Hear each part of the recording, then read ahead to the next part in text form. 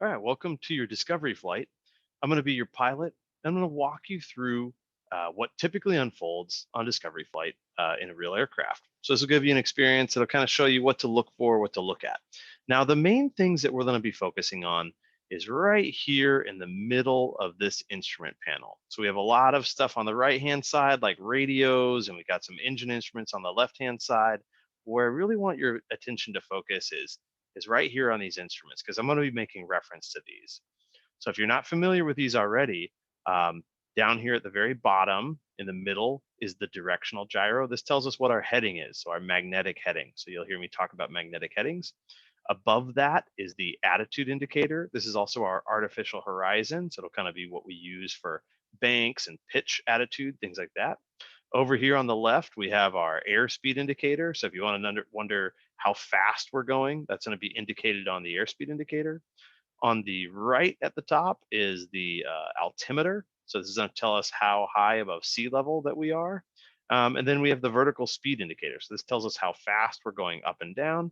And then over here, last but not least, the turn coordinator, which kind of backs up the other instruments as well.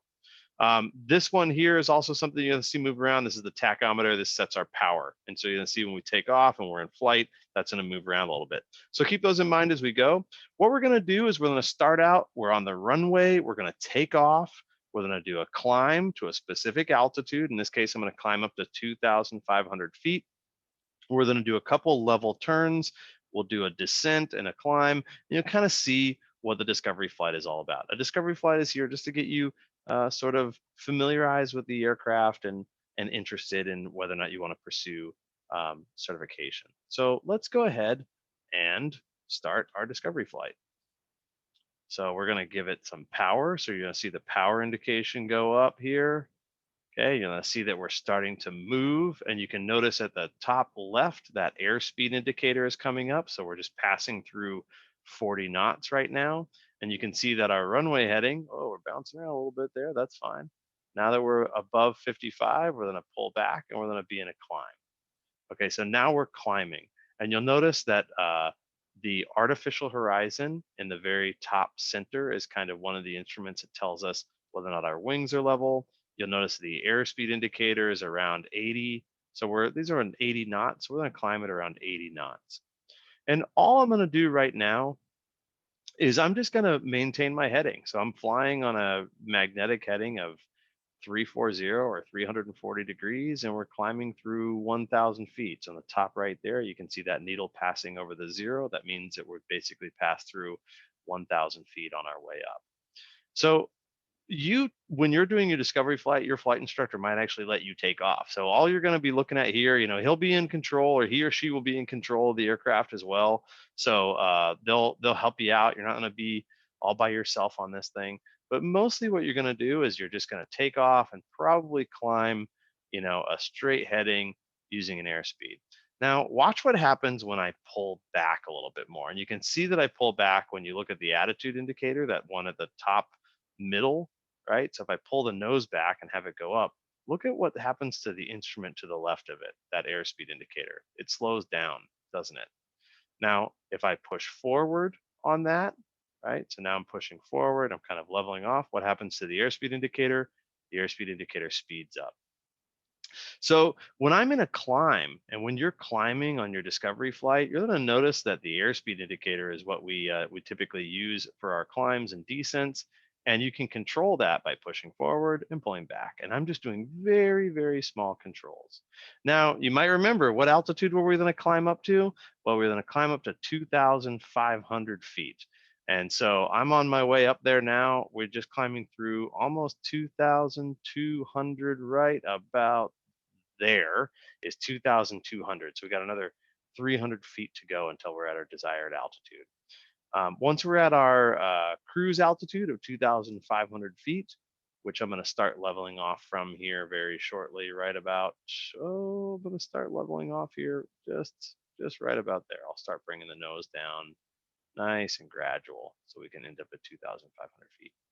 So when we're at 2,500 feet, I'm at a nice safe altitude above the ground. I'm going to back my power off again. You'll notice in the bottom right, the power is coming back a little bit. I do that because we don't need to speed up. We're not going anywhere fast. All we want to do is just kind of cruise along. So on a discovery flight, the goal here is just to get you familiar with the aircraft and see whether or not it's something that you enjoy. And if it is, we can talk about what some of the other options are available to you as a commercial pilot or just flying for fun. So now we're at level at around 2,500 feet, and we're on that same exact heading that we were when we took off. So what if I want to change my heading? We're roughly heading somewhere right around north, okay? And so I would say to you, let's go sightseeing, let's go see what's going on. So I'm going to make a turn. Now, before I make a turn, um, the two places that I'm going to look here is on the attitude indicator, which is the artificial horizon that's at the top in the very center. Okay. There's little tick marks or little white marks along the top on either side. Those are different angles of bank. So I'm going to make a left turn and let's watch what happens. I'm going to maintain my altitude at 2,500 feet and we're going to make a left turn and watch what happens. So I'm banking into the turn. Okay. And this first tick mark right there, that's 10 degrees of bank. The second tick mark, we're going to keep our bank. So if I steepen the bank, that's about 20 degrees of bank. And let's just pretend that we're going to fly along at about 20 degrees of bank. Okay. So we're now at 20 degrees of bank. And look what's happening to the instrument directly below that attitude indicator. That, like I said, was our directional gyro. It tells us what our magnetic heading is. And so at any point along the way, I know exactly what my magnetic heading is. We just passed through 240 degrees, 240. We're going to pass through about 210. So each one of those big numbers is about 30 degrees apart from one another. So if I wanted to roll out on a heading of south, let's say I want to go south. So now I'm going to stop my turn. I'm going to roll back wings level, and then we're just flying on heading south now. And you'll kind of notice in these smaller planes when you're up there, they kind of, they bump around a little bit. They're, it's not uncomfortable, but it's just they kind of bump around a little bit. So you got to be ready for that. Okay, and so now we've done a turn. We've seen a couple of the fundamental flight maneuvers. So as a student pilot, if you're just starting out, one of the things that we're going to talk about on the discovery flight is just, what is it you want to do? Do you want to become a commercial pilot? You want to just do this for fun? Is it, what's your interests on this? And no matter where you're starting, whether or not you want to be a commercial pilot or if you want to be, just do it for fun and have it be sort of a pleasurable thing, you want to do it for business, something like that, you're always going to start with the 4 fundamental flight maneuvers. Now, we've already done a couple of them, okay? The first one we did is a climb. A climb is a fundamental flight maneuver. We did straight and level, in which that's what we're doing right now, is straight and level. So we're basically maintaining a heading and altitude. We're not really changing our heading at all, right? So that's another one, straight and level. We did a turn. That's another one. And so that leaves one last one. We did the climb, we did straight and level, we did a turn. The last one is a descent. So let's go ahead and do that now. These are the 4 fundamental flight maneuvers because every other maneuver that we do is made up of those maneuvers.